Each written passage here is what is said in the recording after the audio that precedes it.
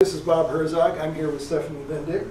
Stephanie is president of GPACC, Griffith Park Adult Community Center and Club, and she also has a history here in Silver Lake.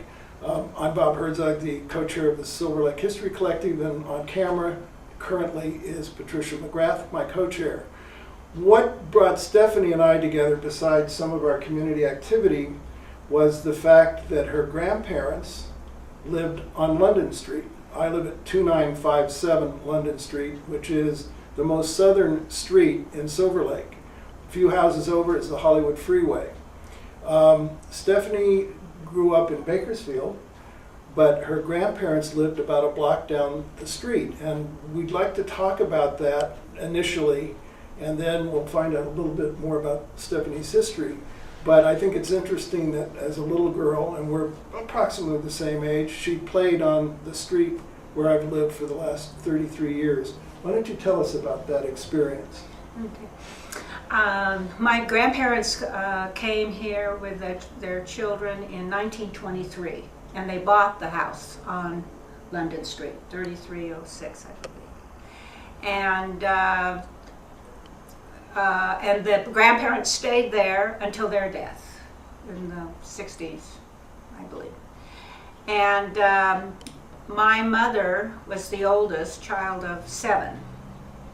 And when she got married at age 28, she and her husband, my father, who, by the way, was raised on Beechwood Canyon, and his parents were here since 1923. But they moved to Bakersfield in 1935 to take on an occupation of optometrist. My father graduated from USC, School of Optometry, started to set up a practice, and he said there was 6 months in which I read magazines. It was during the Depression, and then he saw an ad that said, "You can have come with us, Genzer Lee, a jewelry store, and they have the optometrist at the back of the store." And so he thought that was sort of fascinating, sounded a little secure, and they said, "You can come to San Jose or you can come to Bakersfield." Now, Bakersfield at that time was at least 3 hours away, going over the old 99, and a little perilous, but it was a long time away. But San Jose seemed very far away. So he wanted to be closer to his parents, so they decided to live in Bakersfield. And I was born there in 1936, and left when I went away to school in about 1955. Then, so every month at least, or every 3 weeks, we had to come down here to visit the grandparents and all her siblings. The siblings were all stayed in the LA area. They moved from the parents' house to the valley. That was at the time, particularly right after the war. And so we would come there, and we would stay with my grandmother while would visit all the sisters and brothers and so forth, and the cousins. I was the oldest of 19 cousins. And so a lot of things took place at the house where they were. So I remember the neighbors.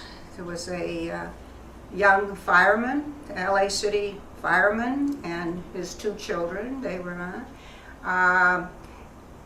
and I remember going down the street to the where now Gateways, I believe, a market, a deli. It was and we used to go through the back door, through the sawdust on the thing where the butcher was and stuff, to go into this grocery store. This was at the corner of that would be Virgil? Yeah. Hoover and London Street. And then the other thing I do remember, we would always walk over. There was the dog, it was the Derby, with the dog, the pup. There was a bar that had this huge porcelain. Beverly and Virgil. Right. Yeah. We I remember walked that there. from being a kid too. Dog at the little puppy or something. I remember that. That was there for a long time, and then it just disappeared. It disappeared. And I also remember when the Hollywood freeway, and I have a picture of us 3 children sitting on the ground where the freeway was just starting to be leveled, and it was in the back of my grandparents' house. I also remember there was the what do you call the burning? What do you call them? Smudge pots. No, not smudge pots. We have smudge Incinerators. Incinerators were in the backyard. Till 1947. Right. So We I had one remember too. we were doing. This house has a place out and back. It's all Yeah. overgrown now with ivy, but it was for the incinerator. Right, there was an incinerator in that backyard, so that was fascinating. And then the other thing that it was amazing to me was that all 9 people, in other words, my mother was the oldest, and then there were 4 brothers, 3, then there were 2 girls, and then there was another boy born in 1923, actually, and that there was only 1 bathroom. And I would stand there and trying to figure out how all 9 of those people could share the bathroom. The boys, the 3 of the boys had to sleep together on a mattress that went over the bed, over the frame of the bed. And so there was 1 bedroom and then 3 bedrooms only. And I have a perfect picture of the makeup of the house. And the kitchen, this is all 1923 bungalow. These are Hollywood bungalows. I think they're unique to LA. They're all through our neighborhoods. Yeah, yes. And so a lot of built-ins, in a sense. So there would be in the kitchen, the kitchen table would be an alcove, you know, a bench that was built, and then the table. And one of the things my grandmother had bought a toaster. I don't know if it's still that you put the toast in and it goes along a track, and when it comes out it would be toasted. That's like a restaurant toaster. Yeah. I remember those in Woolworths, and you Right. sit on the counter, and you'd ask for a tuna salad sandwich on wheat toast. Right. And they And you the put toast bread in, yeah, and it would go along the track. Well, my brother was 5 years younger. That's all he wanted to do, was to come to their house and to go to the table, and he'd sit there and watch all these bread pieces going through the toaster. That was the most fascinating thing.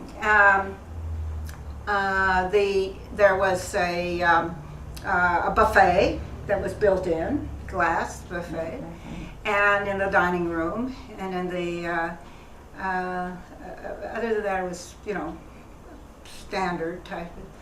And so we did a lot of gathering together there, and some of the pictures shows me out in front, a lot out in the front. My grandmother was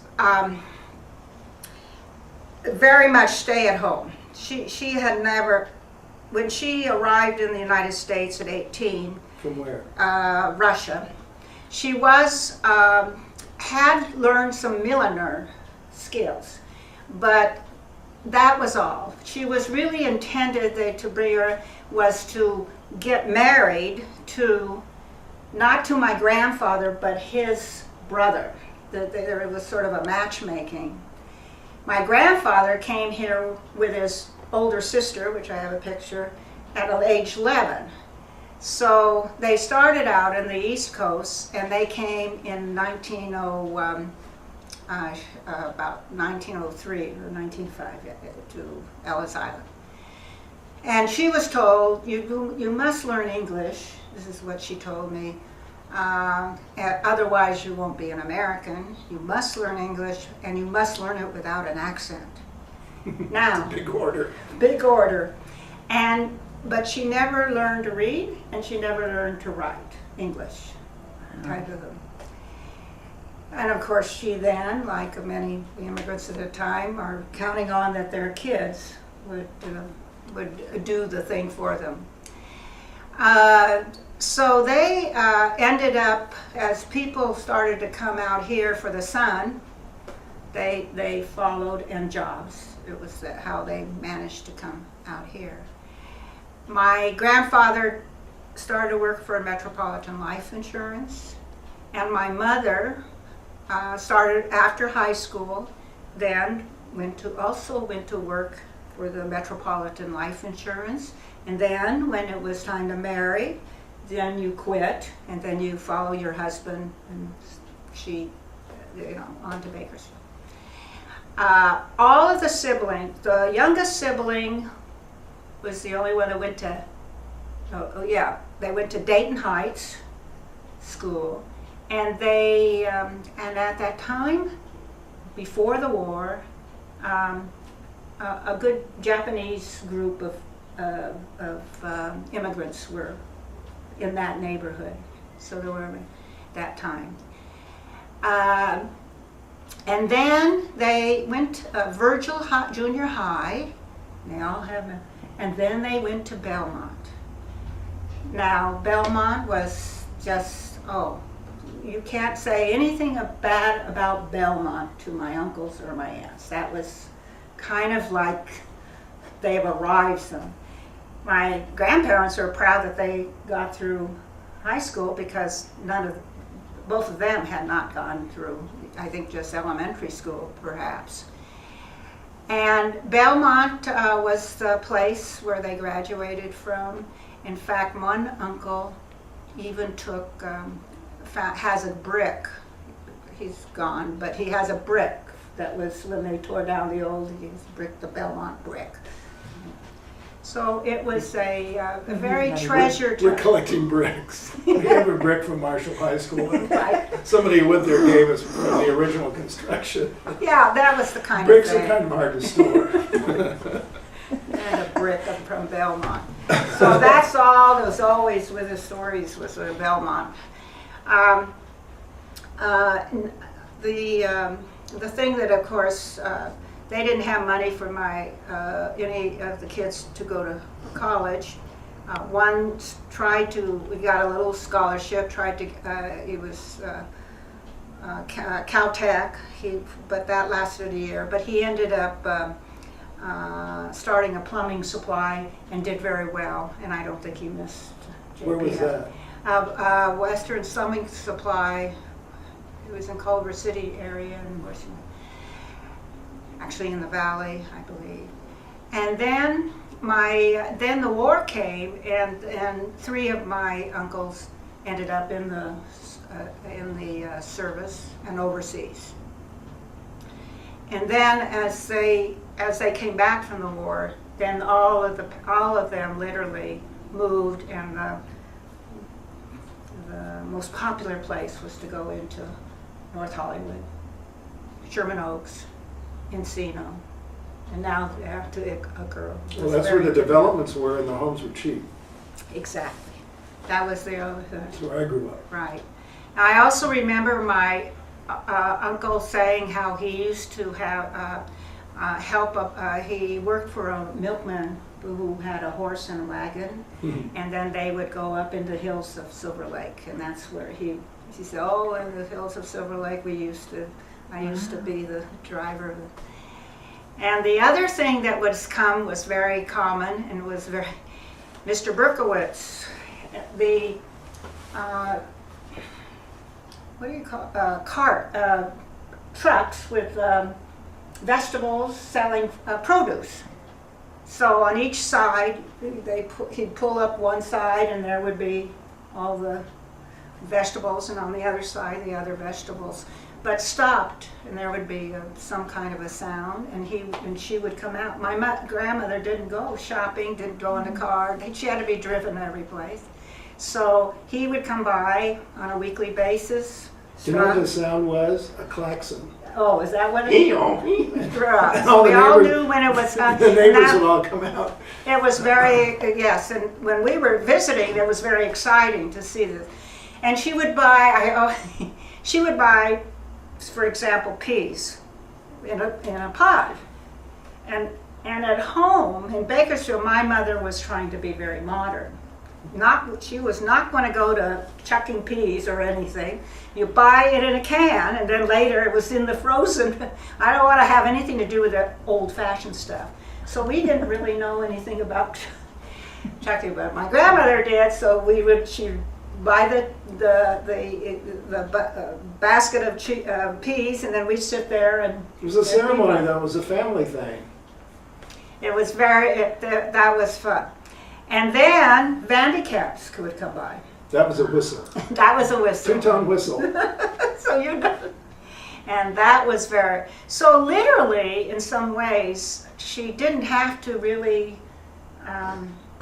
go much anywhere, unless her kids drove her, and that was even later. And then the red line, she walked down to we get on the red line, and then Where did you get the red line? it was where, if I recall, where Hoover and Lucille, no, maybe the branch off Virgil, Hoover. It was right over Colunnist. I would think the red car came from Hollywood on Santa Monica Boulevard and then There were tracks switched along. up to, there may have been a trunk line. I have the Pacific Electric map somewhere in the archives. I remember. But anyway, but that's how you got down Yeah, to we Tower. got to tower and anywhere. Then the rest of the time, like weekends, of course, we would drive. And the fun for us, coming from Bakersfield at that time, Bakersfield was pretty flat, straight. It's farmland, cowboys, hay, Indians. Indian, right. And sheep herders from Oh, Spain. yes, the Basque, Basque. that is a, yes. Because the Basque were the most adroit sheep herders because they could tolerate going weeks with the sheep as they made their rounds along from Bakersfield even to Fresno, 150 or 200 miles route. Because the sheep, when they start eating, they, unlike cows, they chew up the roots. They chew right to the ground and they even pull up the roots, where Pull up cattle the root. will leave that much. Yes. So you have to keep them moving. That's why it's and they did recruit all these Basque, yes, and from Bakersfield. So the wool growers and the is a famous restaurant on in East Bakersfield, but they became a fixture of particularly the restaurants is still there. 2 minutes. 20 minutes. That's 20. Is that how much we've shot or how much How we've much left? we shot? Oh, well, we're fine. We have 80 minutes on that tape. Oh. So. Did I mention that today was the 22nd, Thursday the 22nd? No, you didn't. And it's Earth Day? Well, I just did. And we here in Silver Lake, 2010. for all 2010, Right. for those people who may be watching us in 30 or 40 years, I hope, Earth Day is becoming a big deal for us, right? We're going green and we're trying to limit everything that contributes the to pollution the to warming our- of the earth, yeah. and pollution and all that. Anyway, that Well, was we cut down on a lot of sheep. Oh yeah, we. Anyway, Now go we use ahead. goats. Yeah. And so we would drive, we'd come in, and then for dinner, we would go to Cantor's in Fairfax. We go to Cantor. And we would drive down Wilshire Boulevard. And I loved Wilshire Boulevard because there were all these signs. Wilshire Boulevard had the best signs. And I'd look and they're animated and all. It was How old were interesting. you about this time? Even from about 8 or 9 or 10. So yeah, clear up there. Mid-40s, 1940s. Yeah. They were, yes, Wilshire Boulevard was Wow. becoming glamorous in that sense. Then we'd get to Fairfax and we would go to Cantor's. And then at one place, she picks up her newspaper. She managed to get it, Ruth. And then we'd eat at Cantor's, and that was sort of unique. We didn't have anything like that in Bakersfield. No delis in Bakersfield? No, we had drive-in. We did have drive-ins. No, Chinese food we did find. Just aside, your family is Jewish. Yes. And so this is kind of going away from Silver Lake, but tell me about the ethnic mix in the Bakersfield area as a result of the agriculture and the immigration and all of that. You had a little bit of everything, didn't you? Yeah. See, even here, and it was very interesting, they moved into what we call diverse neighborhoods. They didn't, my father's family came from Montreal. Now, when they were in Montreal, they were in Jewish neighborhoods. But when they came here, even Hollywood, there were Jewish people here. They were, at the time, clustered in Boyle Heights area as far as a grouping. Then they started to move west and then landed closer to Fairfax, that area. But here, there were, and even on Los Feliz, there were Jewish people that were here, but it was not seen as, I call, Like a ghetto. ghetto. It was not at all. It wasn't. No. They were more integrated. Yeah, more integrated. They were wealthier, better educated, and they integrated more quickly with the... Well, it is other interesting, population. yeah, and I don't know if it was their experience or attitude, or like you say, they could afford things that others were, where it was not so expensive. In other words, I think the Jews that were moving out in a more integrated area felt more confident about being with Gentiles, we call it. That was The not- Goyim. Yeah, with the Goy, right. They did not. Now, both of my grandparents had some little bit of affiliation with synagogues and stuff, or being observant, very little. And so they themselves did not religiously feel. See, many people, Jewish people, have to move where there are Jews around so they can go to the kosher butcher and also walk to the temple. Walk to temple. Exactly, to follow the laws. So the more secular the Jews became the less More necessity of a there was to diaspora. all live Right. together in a Right. group. So in the same sense, in Bakersfield, we could not be a religious observant Jews in Bakersfield. You'd die, because there was no kosher butcher. You'd have to send it from Fairfax and so forth and so on. Or you'd have to hire a rabbi to And you'd have, now, there was one rabbi, kind of conservative, funny guy, but at the time that my parents moved there, and there was about 50 or maybe Jews in the whole Bakersfield area. Agriculture, let's put it, the Jewish people who come from the immigrant experience, they literally went from urban to urban areas. That's where they moved. So it was not common for coming over and then heading for the farms or any of that.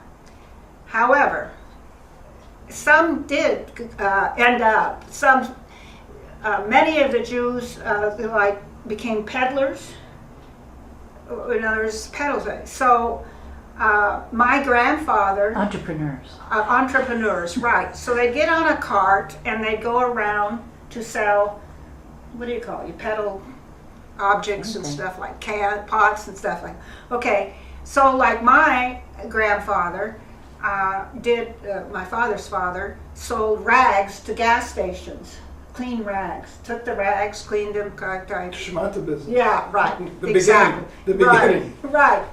Now, others who made it out, of course, a lot of our department stores started from peddlers, Absolutely. Macy's, Bloomfield, all that type of thing.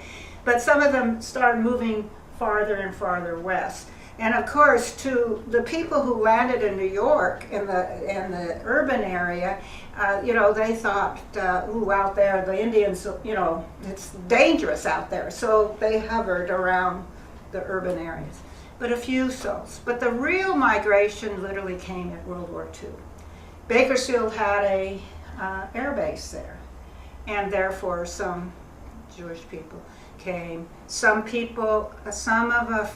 people ended up in Bakersfield from the Midwest, ended up with the Conservation Corps or with the WPA, or some of.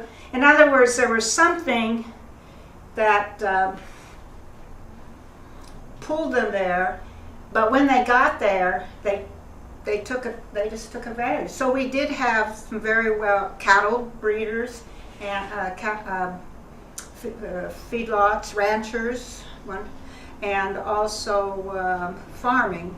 There was some who went into farming, but that was not you. Most of them were retail merchants. What they had done in other places, they set up shop here, and so the Jewish population in Bakersfield ended up maybe 150 families, and it still is not very high at all. My folks were involved in starting a reform temple.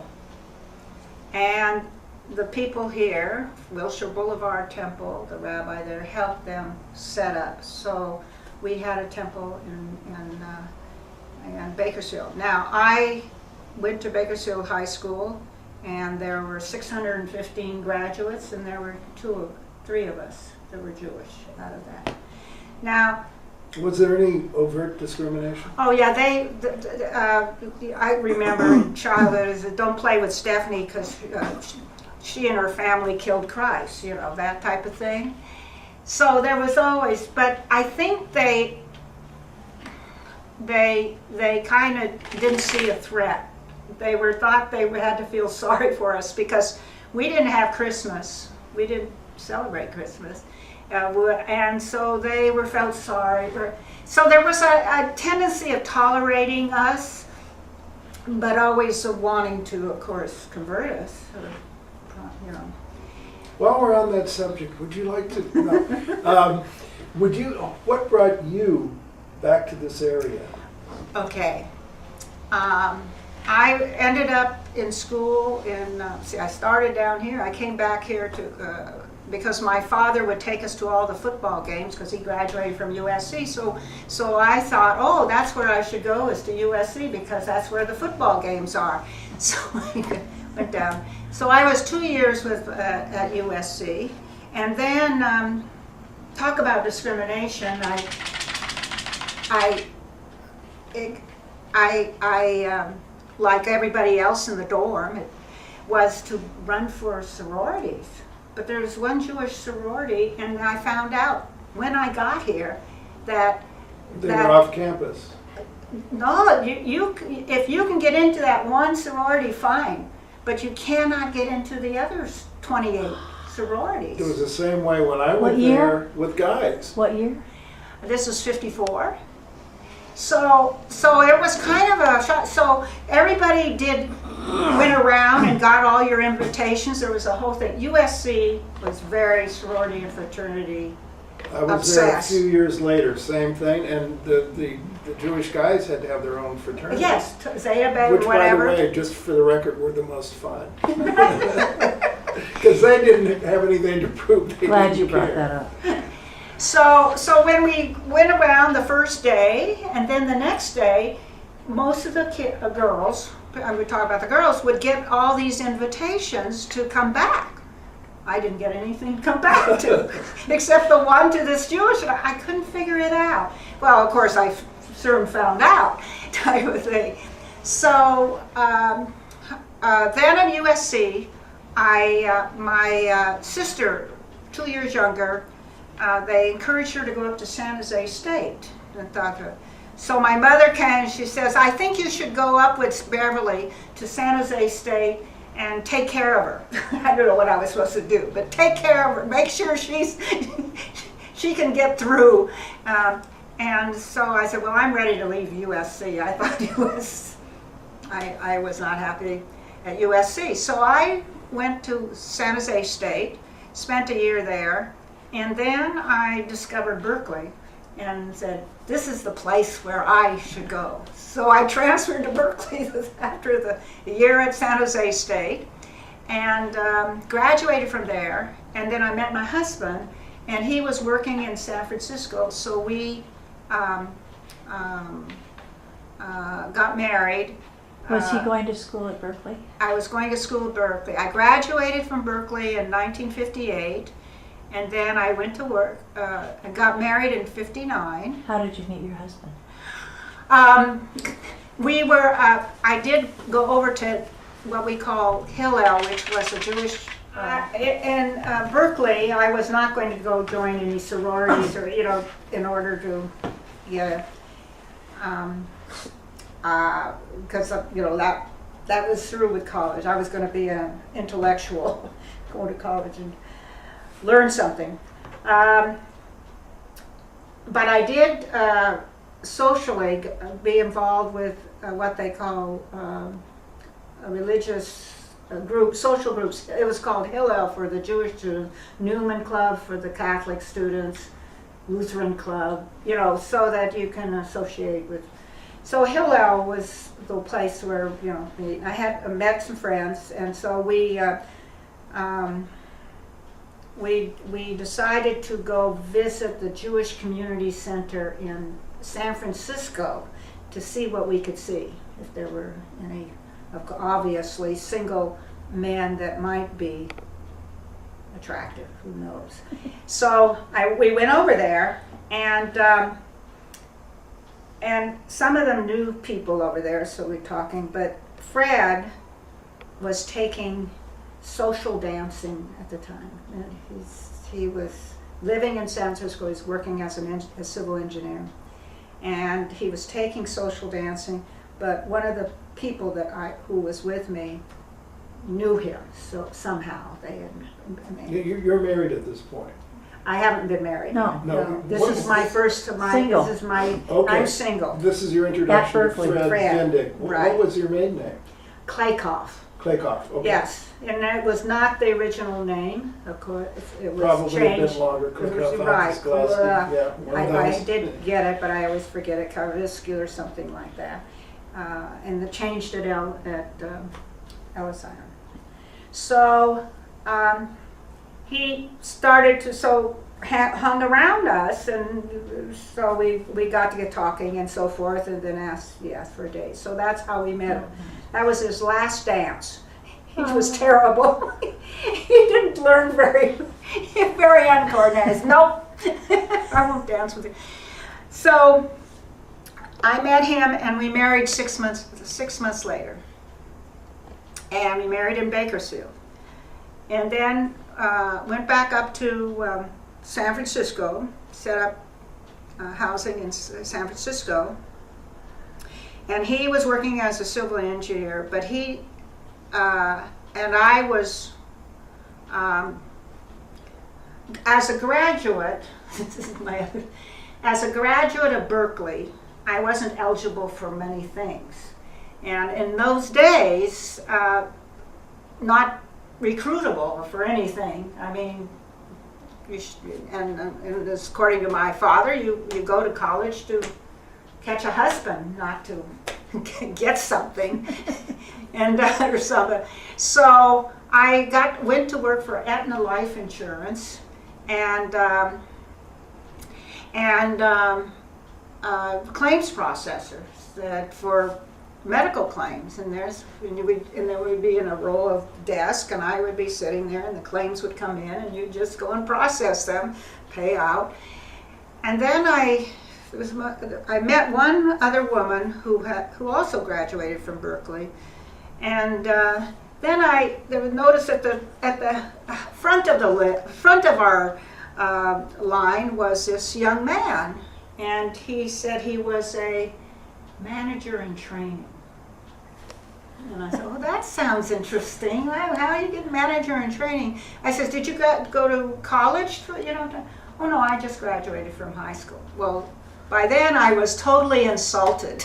And I went here, I graduated and he high school, but he gets to be a manager and trainer and I get to be a claims processor. So I went to the, this is a line here, and then there's a second executive secretary, and then there's the boss right in back of him. And so I go to the secretary, I says, how do I get into this manager and training thing? And she says, oh no, she says, you could be you're smart enough, you could be a secretary. So I go home and I'm, this is not what I'm going to be for my career. I want to be educated. I want to get a job that respects my education. So I had to go back to school and become a teacher. So I enrolled at San Francisco State and started, enrolled in what do you call elementary teaching, and I got a credential. And I started teaching at Hunters Point. And there in the school district, San Francisco School District, you had to take a test and your interview and your potential. So they have 129 people who were new people who would come in, and they'd rank them. Now, how they did on these tests, whatever. And then they decide that the ones that are the good ones get to go to the places where they are good. The nice schools, Chinatown, where the children are wonderful, and the Pacific, the good kid. And then all the rest, the last of the group, which I was part of, would go to the projects. And then, as my principal said, is where they find out if you're a man or a mouse. If you can't handle the kids, you manage those rowdy kids, those disadvantaged kids, then then we know you're out there. So that's where I started, and of course I actually enjoyed it at Hunters Point, Sir Francis Drake. Then my husband decided his civil engineering wasn't going anywhere with him, and he was getting kind of bored. So he decided to enter law school, and he entered a 4-year program at Golden Gate Law School, which was a night school, which was also not very popular. If you don't go to law school through Bolt or Hastings or Harvard or Yale, it's another. So he started his program there. I then I got pregnant, and then with David, 62, and then I wanted to go back to teaching. I was pregnant, and they said you can stay in until 6 months of your pregnancy, then you must take maternity leave. So I lied because I wanted to stay until June, which I did, and it was fine. And the principal says, great, I don't have to find a replacement. So I said, he was born in July, and then when then I wanted to go back to school 6 months later, and they said, well, you said that the baby was going to be born in August, so you have to wait six months.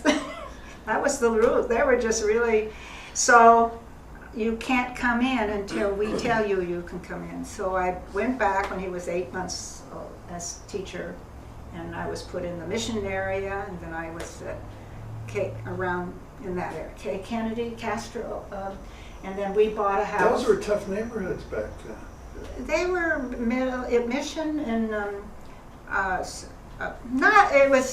it was still what we call a mixed immigrant.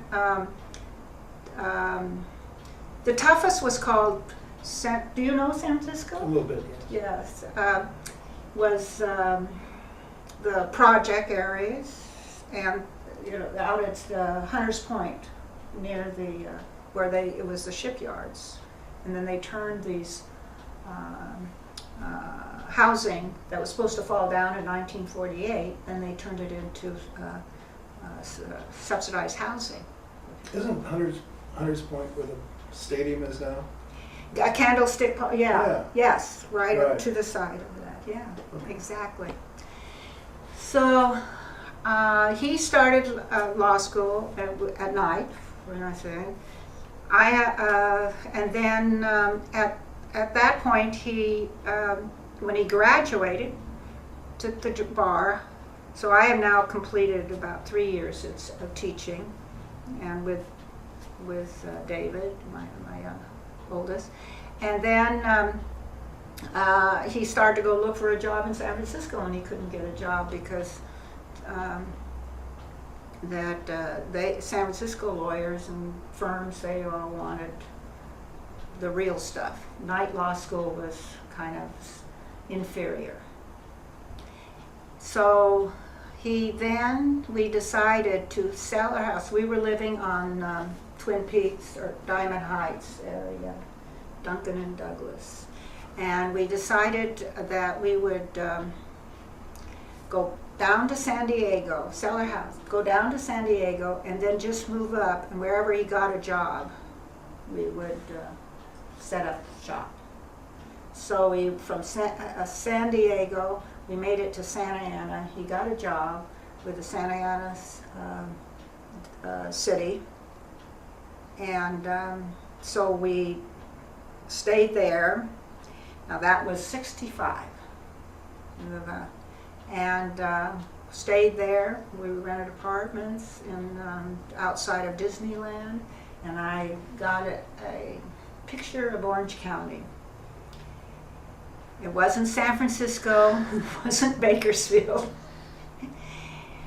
and they were tearing down orange trees to make housing develop after housing development after housing development, and they had the Birch Society, the Orange County Register. Fred, let's get to LA. A little conservative for you people. Yes, okay. they're not our place. And then so he found a job with the Metropolitan Water District. He answered an ad for the Metropolitan Water District, which was at Beaudry. It's now in Sunset. And Right over there. yeah, right Yes. over there. Then and then we came to find a place to live, and my husband was I call an engineer, very methodical. Took the map, and then he made us a map. He says, I do not want to commute thing any longer than 30 minutes. I want to even be able to bike to my job or take public transportation, because in San Francisco we survived on one car. We took the public transportation, so we did that. So we started to look in this area, and we first landed at Clarissa Street. Then we started to look at the houses, and we ended up right at Silver Lake. That's where we found our house. What was the address? The house we found was on Meadow Valley Terrace, right parallel with Griffith Park Boulevard, Silverado. Yeah. And so we bought that in '66. That's on the east side of Silver Lake. Yes. Above Hyperion, Griffith Yes, Park Boulevard. yes, yeah. Okay. Closer to Sunset than to Hyperion. It's we're about a 9/10 of a mile to Gelson's, the Hyperion. And that was 1965? 1966. 6. So I had that time was David, who was now 4, and Josh was 6 months old. So and we've been there ever since. And it was a very smart move for a lot of reasons. I didn't realize how great it was. He did try going to work, biking for a while, and then the fumes going up Sunset Boulevard kind of overwhelmed him. And that kind of, well, we better not do that. So, and then I got a job. I started substituting in 1968. And then and the reason I want to go back into teaching, but I wanted to go, unlike in San Francisco, I wanted to choose where I was going to go. This fantasy that I could control this. So I substituted for 3 years. 3 days a week I'd go around, and I'd always take a new school, but I know all the schools in I call the North, at that time they called it the North Region area, where I could, I think, close enough. And then I was placed in, substituted at a Shriner Hospital. And I looked at, gee, this is really nice. 12 kids, the kids would go to visit their doctor, come back in. This is kind of interesting. And so I called up, how do you get into teaching in the hospitals? I didn't even know this existed. Here I've been dealing with 40 or 50 kids, or 30. How do you get? So she says, well, you have to get a credential. You have to, because we want you to move around. We have special schools in LA, which I had not been aware of. And I said, okay. So I took a summer and a half, I think almost a year, went out to Cal State LA and got a credential to teach the physically handicapped. And then I was placed at Salvin School, which is at Washington Boulevard and Budlaw, near Pico Union. Salvin School. And that is also where I met Bee and her husband. Be gold. Bee Gold, yes. I think it's wonderful what you did. That was several. But you know what? What's interesting about this career path is that you get a degree from Cal Berkeley, and you're capable of starting to run a company. But you have to go back and do what all the other women of that period do: be a nurse, a school teacher, or a homemaker. Right. But look what you're doing with it. There is several connections of why I am doing what I'm doing today is because of my career. When I was about 15, I go to my local doctor for allergy shots. And my mother's there in this room, the doctor's there, the nurses are there to test what allergies they're. And I said, you know what? I want to be a doctor. In chorus, all of them said, oh no, Stephanie, you could be a nurse. That was our message. I mean, it is amazing what our message was at a particular, had no. So that, of course, okay. So I was told, you literally could be a nurse, social worker, and that's basically what. Not because of your mind or your Right. capabilities, because of your sex. Exactly, the gender. Yeah, right, that's what, it's all very, my father, who was pretty modern, so to speak, but on the other hand, was very conventional. He really thought it was good that his girls got educated, but it really wasn't the real purpose in life. He used to feel that they'll be taken care of by their husbands when they... You're a better marketable product. Right, exactly. Right. And then my mother, who would have liked to be a teacher, she had aspirations for... So she was kind of what you call vicariously think, Stephanie, get a teacher. It's good insurance. Get a teacher credential or get a nursing whatever type of thing. So because she was told, you stop when you get married and then you take care of the home. It was the middle class type of. So what was your life like at your new address in Silver Lake? In Silver Lake. Well, it was really very nice in the sense that it was very pleasant and comfortable. Now, my husband, who was started to get contrary to what his mother would have liked, to act proper, but he just started building and remodeling, woodworking, and so the minute we walked into the house, one of the things we could do was remodel, change this, put this, change that, and he couldn't dance, but he was a carpenter. Right, he was a carpenter. He loved it. Yeah, I would.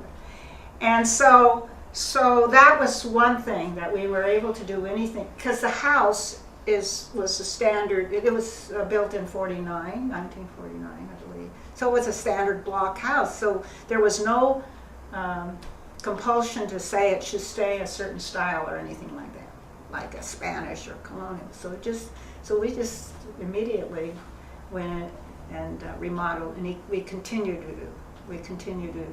That was that, and he did much of the work on that. So it gave an outlet for him.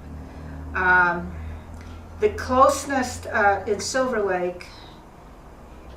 We weren't on neighborhoods, we weren't on streets where there were a lot of children, kids to play with, so you had to drive your kids to playmates. We got involved with a nursery school, Midtown, which was under the Franklin Bridge. It was created by Mr. Reiner, who lived on Mitchell Terena, who invented the bobby pin or something. He's an engineer. He decided to create a school for his children. We created Midtown, and it was just preschool through kindergarten. And Mama Cass was there, the Bonners was there. There were a lot of, somehow, there were a lot of entertainment people that got attracted. That school is still there. Yes, as a French school. Where is it? It's the one under the Shakespeare Bridge. Under the Shakespeare. In Franklin Hills, when you're heading either from East Hollywood or toward Silver Lake. Okay. It's a famous bridge. It's been mentioned The before in our Talmadge Bridge? interviews.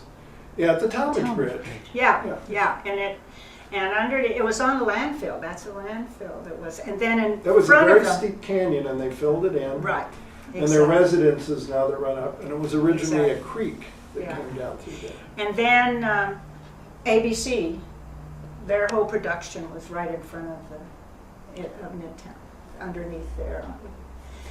And that school, the reason why I chose that school was when I called up, I would call up nursery school, and I says, well, what's your main idea? What do you want to do? And most of them say, well, we'll teach them the ABCs and stuff. No, I didn't want that. You have to have. Where were we? He got diagnosed with myelodysplastic syndrome, which is called MDS.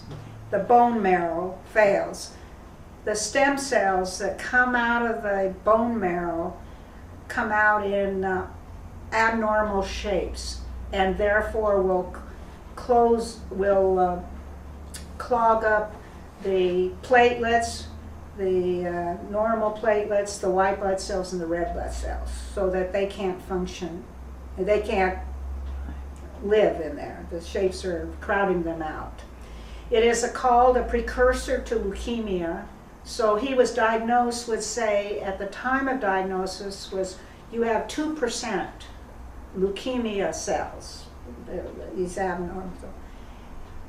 If you have 28% of these funny cells, then they call it leukemia. So by the time he died, it was 16%. So it just gets more, and then it turns, so he was transitioning into leukemia. Okay, so he got that diagnosis, which he did not have real overt symptoms for about 4 years. It came out as by accident. He just happened to go for a complete blood test, and his platelets were down to 30,000 when the normal is from 150,000 to 300,000. And the platelets are there for clotting, to clotting. So if there are no platelets, you can bleed to death. So the doctor tells you that there's no cure, and you will, but we will treat you the symptoms. So if you are bleeding, we'll clog you up. And if you have an infection, because the white blood cells start to react, you will give you antibiotics. It will treat you. So you have to be careful where you go. We have been starting to do a lot of traveling, and we've done a lot of traveling abroad. And so we had to be careful where we would travel, because there may not be transfusions Yeah, available. you don't want to go to Kenya or. Right, exactly. So that was a kind of thing. And then, for 4 years, he did not really have, as I said, overt symptoms. Every few months we would go in, and every once in a while he'd have to go in for transfusion. Then we started to ask, well, where are there clinical trials? Where is there something to fix this if there's something to be fixed? And the doctors, this was over at Kaiser, said, well, you really have to kind of do the research on your own, because that isn't what we try to do, is to not get you, let's see, we don't purposely look for clinical trials or things as your doctor. We only keep the wolves away from you. So we started to ask around, and then we ended up, we asked for a second opinion. We went to a doctor at Cedars-Sinai. He was over at USC at that time, and he told us of one drug thing at Stanford. So eventually we went up to Stanford to try this drug, but it didn't do it. Then we heard about at Bethesda, the National Health Institute, who is studying MDS.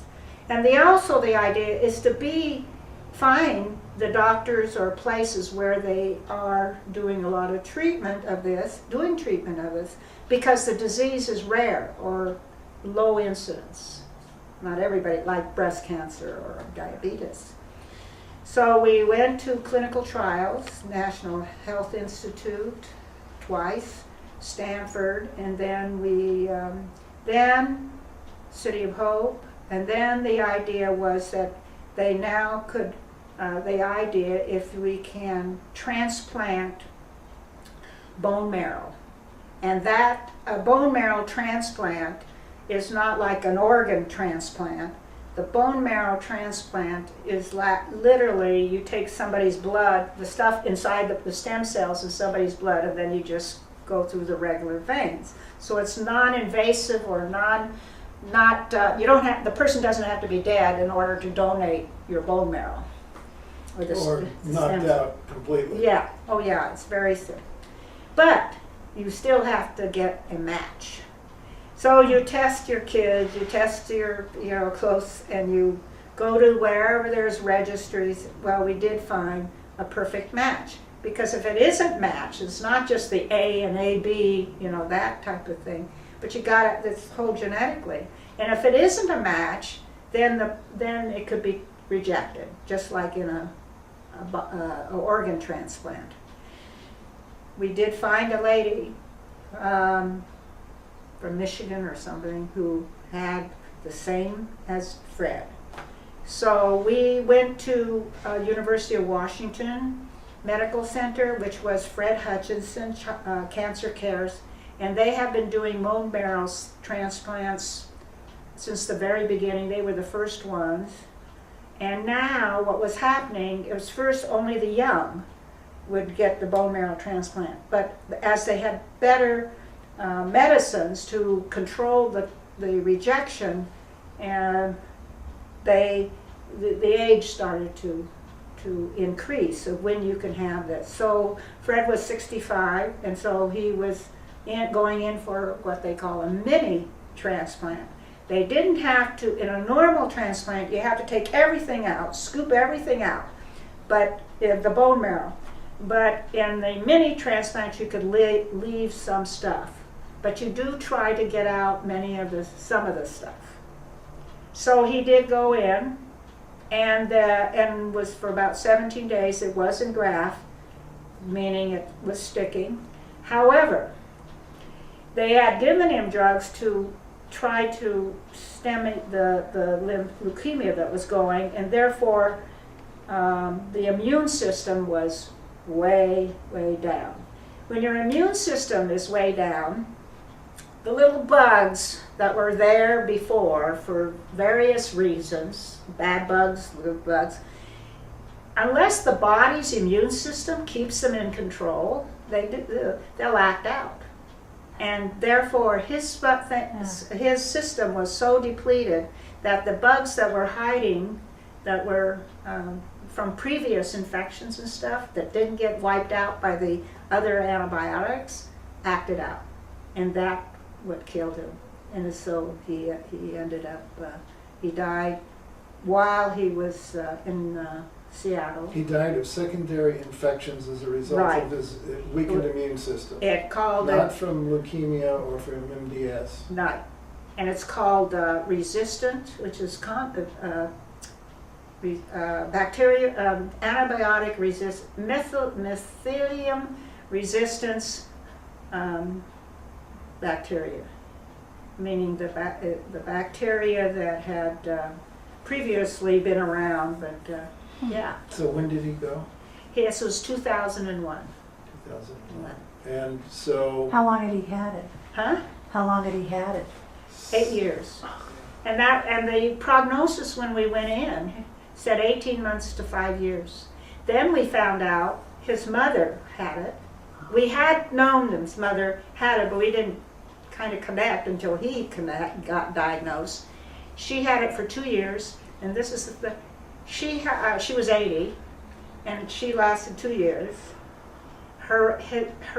His brother, who's 5 years younger, got it at around the same age that Fred got it, and he died. He didn't last long. He lasted only 3 years or 4 years. Now, they take your chromosomes and they check and see if it's like passed on, but there was nothing that it's like said. your concern is you have 2 children. Yes. Now, here it is. I think it was called I think it's exposure. Leukemia, they think is exposure to some carcinogen. Benzene is often associated with benzene in cigarettes, before, or benzene in oil, So something in the environment, because the 2 boys got it at about the same age, 60, 65. The mother was diagnosed at 80, so there was a age gap between her getting it and their getting it, which to me means that perhaps they were exposed at a certain stage, possibly after during the war when they were parading around Europe trying to escape the Nazis, or in their apartment and downstairs is radon, or the father who was a heavy smoker. So whatever, all 3 of them. But we don't really know whether it genetically really was passed on or it was exposure. Now, both of my sons have been tested to see if they match. They do match each other, which means they could, any of them, if one of them does get it, and it will come up in an older, as they get older, could the other one could be the match, would be perfect, because related donors is much more successful than unrelated. Are you aware of the movie that came out a couple of years ago called A Christmas Tale? No. Starring Catherine Deneuve? It's about a French family who goes through the same, Yeah. and about their trials and tribulations, and about the wayward son that one of the sisters is condemned, winds up donating his bone marrow to his mother and saves her. Yeah. At the end of the film, she is okay, but can reoccur. What's the name of the movie? A Christmas Tale. I have a copy of it. Yeah, I'd I like heard to say borrow that, it. yeah. Just when you were talking about it, I thought, I bet saw there's something on that recently. Is it a recent? Yeah, within the last year or 2. Oh, I have to see that. Oh, yeah. I'll Yeah. give it to you. I mean, If you're far enough away so that it won't make you. Oh, no, Right. I feel very fortunate. One of the things, several things. First of all, because the length of time that we were dealing with it, we became educated, so to speak. We went online. First we started with the Leukemia Association, then we learned of the MDS Association. So there were information that gave us a picture of what the whole thing. The other thing is they had, this association had what they called patient conferences, and it was over here in San Diego. And there was a young man whose wife had a plastic anemia, which is a similar disease, bone marrow disease. He started a listserv.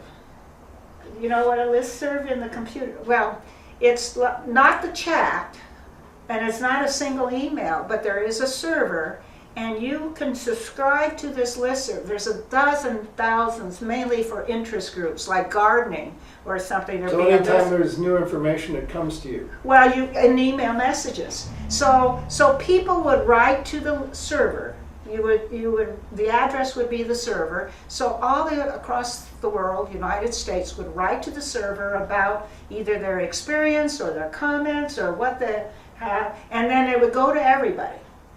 And then you could either respond to the server so everybody could get your response, or you could respond to the individual.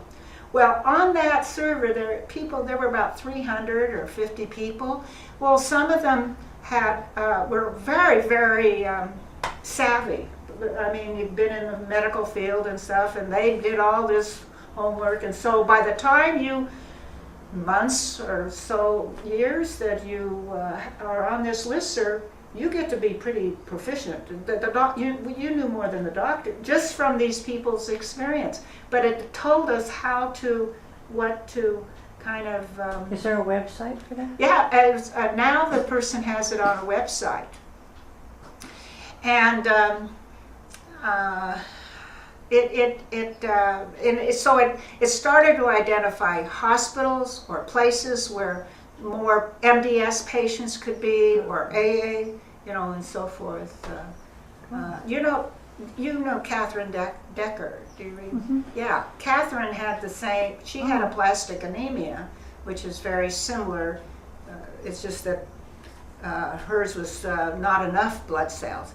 She died of that, but she also was connected to the organization, and then I set her up, we communicated on that, and so she found out a lot of stuff that she would not have known otherwise about what her disease is. So by the time all this was going on... Hang on. Okay. So he died in 2001, and the reason I felt, I call it, we did a right by him. He was in a place that he really felt that, I call it the left hand and the right hand, everything was taken care of. That was a real top hospital. And there was a team. It was, nothing went through the cracks. So that was, even though it didn't end the way it should be, but nothing went through the cracks. So he, as far as I was concerned and he was concerned, he was taken care of, even though things couldn't, repair. The other thing, because we were on this listserv and our information, both of us, Fred was very fatigued, and he was actually in the hospital with a ventilator, and he had some, complications. But we felt a kind of control of things, but they were little things. He could not control the script of his body. The body had already decided to do some, their thing. But he could control other things, and we were like a team, so we were both together. So his mind was always rational and together. It was couldn't do anything. I had to go out and do the gardening, and I took over the taxes, I took over things. But he would supervise, or he would say, do this or do, that kind of thing. So there was we had a certain time to get used to what we were dealing with, but we also created strategies to cope with it. So we were all both on the same page, and it was, so we would say, we did okay with it. How did you cope with it? Well, the thing was, there's a lot of dialogue. Then, for example, Fred would, it's frustrating. He's seeing the implications, so it's depressing. And then he's angry. Then he goes and then he'll yell at me. And I said, Fred, The closest caretaker takes Of all course, the of course. expression shit. Right, exactly. Been there. Yes.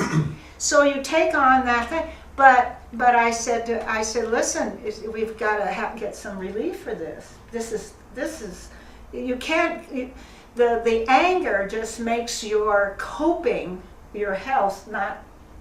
It doesn't make it easy for you to cope if you're angry all the time. So we go down. I says, you're either we go to counseling or we go to ask for antidepressants that may be helpful. Did antidepressants, Paxil, immediately.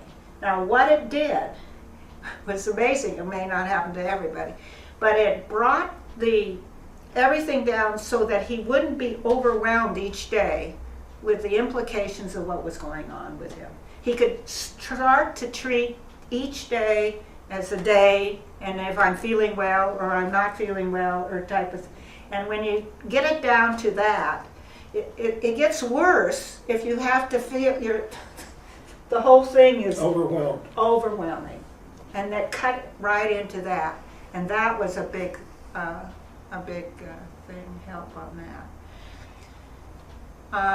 So he understood. As far as my point of view, or my consolation, number one, we did the best we could. We hit what was supposed to. We tried. It didn't work out in the same way. Now I know there was some things they should have done, but I don't have to dwell on that. I know that Fred felt what you called taken. Everything was done was possible. So that is a peace of mind in that sense. I do not have regrets. And I also have because I was kind of gradually taking over his role in the household. Your administrative duties. Yes, You were developing. Yes. Right. Confidence and administrator. Now this gets into, I started with the Silver Lake Recreation Center. It came in 1999. So by the time he died, I was already doing the newsletter. I was already involved. How did you get involved in it? I was doing yoga over at the Silver Lake Yoga on Vendig Boulevard, and Sandra Gold, who around here, one of our members, and she said, they're having a meeting. One of my members, Leah Lomedico, is got the people over at the Silver Lake Recreation Center to have some classes, and one could be yoga, and then we could have yoga more often. It's cheaper. So there's going to be a meeting. So I over at the center with the director. So I said, oh, that sounds a good idea. So I went to the meeting. There were 31 of us. We sat around, and Leah had gotten, she went around and got signatures from people. She had about 67 signatures of neighbors. And she had gone to Santiago, who was the director at the time, and says, how come you don't have senior activities here? And he says, well, I got all the youth, and it's all I can do with is I don't know what to do about seniors. She went to Jackie Goldberg, who was the council member at the time. And then I think she even wrote a letter to the head of the rec park. Jackie Goldberg said, "Oh, you should be able to have that there." She calls up the recreation department. Yeah, no, there's no problems, but they will have. I think they'll have to organize as a club if they want to freely use the space. So he said yes. So at the meeting, the 31 of us, the director says, "Sure, there's no problem. You will have to organize a club, and you have to be off. You can use the space only when the children are not here. They're in school. So you got to be nothing after 3 o'clock and vacations." He says, "Okay." And then we started to organize, and of course most of us, club, we were not into clubs. I said, "Oh, I was only in a club in high school. What are you doing?" Like Groucho Marx, I wouldn't join any club that would have me as a member. Right, exactly. I know. It was like, what's up? Julia Wu, who lives on Silver Lake Boulevard, a longtime resident, I think, who is very highly organized. So she said, "Yes, we'll be a club. Leah, you're president. Stephanie, you asked a question, you be vice president. And Jean Phipps, you're holding the pencil, you'll be secretary." I love it. And Gloria, yeah, you look like you could be a treasurer. "Okay, we got a club." And so we started meeting. We met with the LA City School people, and we just started doing it. And then I offered, someone said, "The problem is you never know what's going on in Silver Lake or area. We really didn't have only the Independent or not many things going on." So I says, "I'll do the newsletter," because I had been doing the kind of newsletter type things, manuals for these girls in my work. So I said, "I'll do that, and I'll keep track of the membership since I already have a map. I'm already keeping track of the girls in my my program, so I know how to do the database. So I'll do that. And then besides, I could do it all at home when Fred, who's just sitting around, can't get out and do things." So that's how it started. And the school district told us, "No problem, it's a good idea because we can go anywhere. We can set up, would have an agreement with the rec parks, a mutual agreement, so they don't have to pay for having a class there." And so it started with, first it was yoga. We had a couple teachers. The facility at this point in time is the rec center. Rec center. At the base of the Silver Lake Reservoir. Right, absolutely, Okay. right. And we only 2000 had, and what year? Year? so this was now 2000. Okay. So we started up in 2000. They told us we could use the, use the gym, and then there was the small room, the arts and crafts room. That's the only two places. So we set up the writing class, we set up the painting group, then we we're supposed to, as a club, you're supposed to have meetings. And I thought, okay, we should have meetings. All right. And then Jean says, "Meetings will be boring. You better have a program to go with them." And, "Oh, okay, that's great." So I started to arrange for programs. So that's how we got our routine. And we didn't have to do it in the summer, because we didn't have a place during the summer. It wasn't until about 2003 or 2003 we started to recognize we've already outgrown the place, because the director would say, we would go, do you have a space for this? Do you have space for this time? "No, I want to keep the gym clean for the kids to play and stuff." So the writing was on the wall that it would not be entirely successful. And the other reason is that people could come to the class, but when you're through with the class, it's not easy at Silver Lake unless you want to hang around outside to talk or to share. You don't hang out there. There There's wasn't an office. There's not really a place to hang out at the rec center. And right outside of the writing, the room we use for arts and crafts and writing was a kid's playground. That's correct. That's exact. And in the arts and craft room was, during the mornings, was used for preschool. Then you had to lift the tables up. Everything had to be rearranged. For the adults in the afternoon.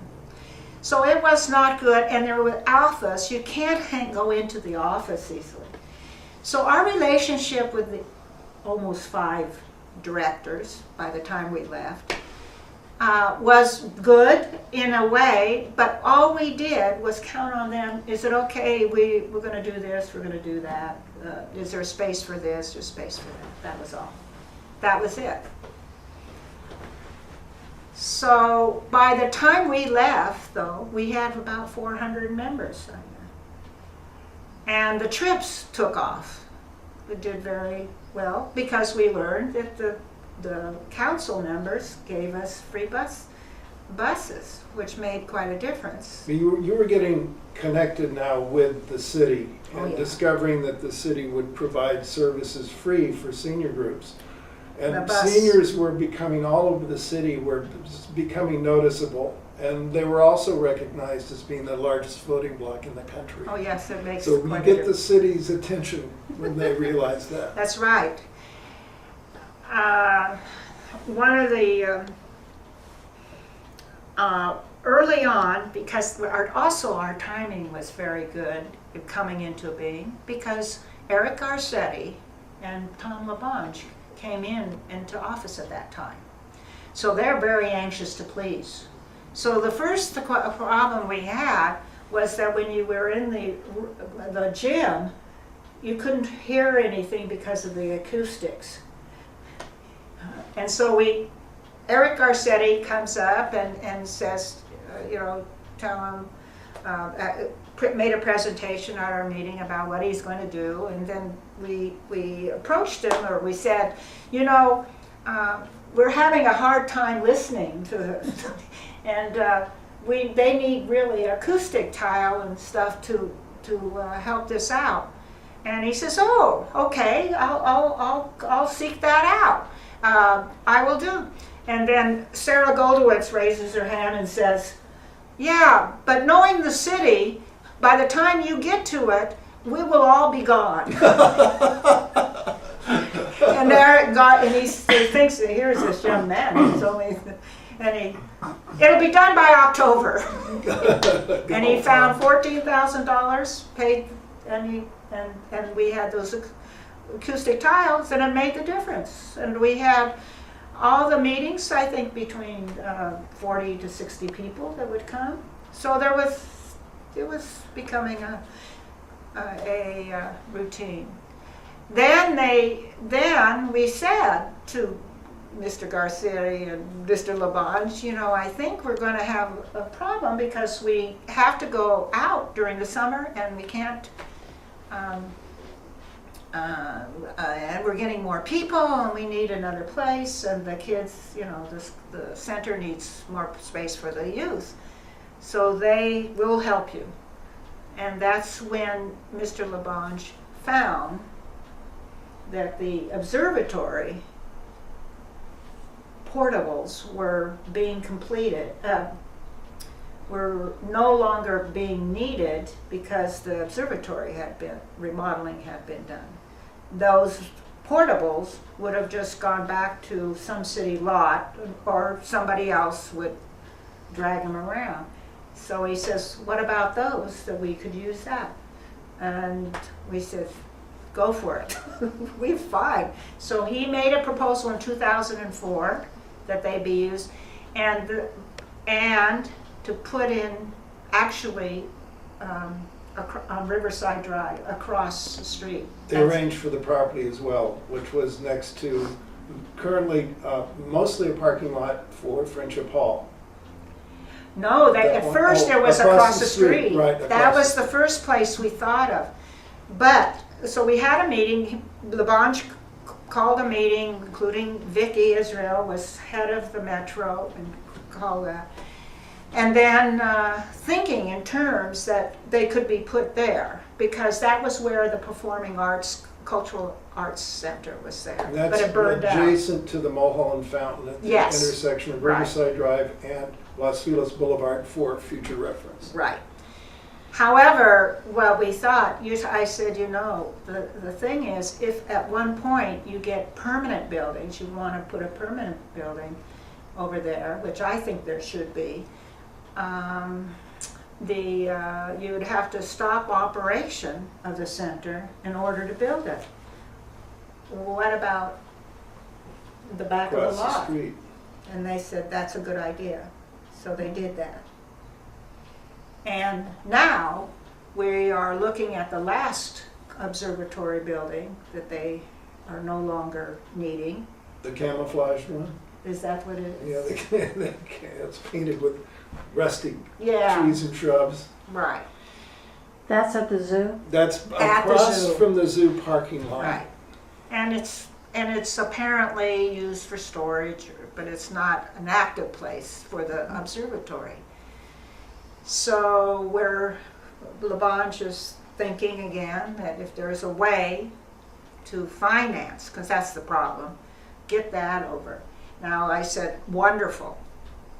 What we would have is that building, and hopefully it's big enough, say, to accommodate 150 people. We would only want a big room One big room. with a stage. Then that would, and bathrooms probably, some, but that would be terrific, because then you can divide space up, but we could have room for a lot of things that we can't have in our regular two buildings. What is the relationship with the center and Friendship Hall? Well, Friendship Auditorium is owned by Rec and Parks. The purpose of Friendship Auditorium is to generate income, so they don't want to lose that. And therefore, they wouldn't see it as part, they do not want to see it as part of the senior center. I see. But we do have access to it Hopefully for so special forth. Occasions, Yes. like our recent The community Community event, event. yes, and monthly meetings. They have, because I say, Stephanie says, I don't want, at that facility, we can't get more than 50 to 60 people, and 60 people in any one room. We're making a big deal about being a member. It would be awful if for a general meeting, a meeting of members, that you have to shut people out. So it is better if we can have that. So they said, okay, we'll allow you to, so we pay $60 a month, $60 an event for having. Cheap. Yeah. So that's their normal discount or what they call for the. So Rec and the Parks. future plans, as well as expanding membership, expanding events, in trips, and at the request of a suitable majority of members, other activities, Tai Chi, yoga. I know there for a while the tennis courts were available through Rexham Park, the swimming pool was available. The golf course, The golf we course. requested, we said, we're in Griffith Park. We should be able to use all of Griffith Park. Wonderful. Specifically, so the training, and I got the idea from Lynn Jewell, asked for Trenion, the academy, golf academy for kids, disadvantaged kids is what it's intentioned for. Can it be for seniors when the kids are not there? Yeah, so there is. And all of this within a mile of the current Yes. facilities, which Yes. is.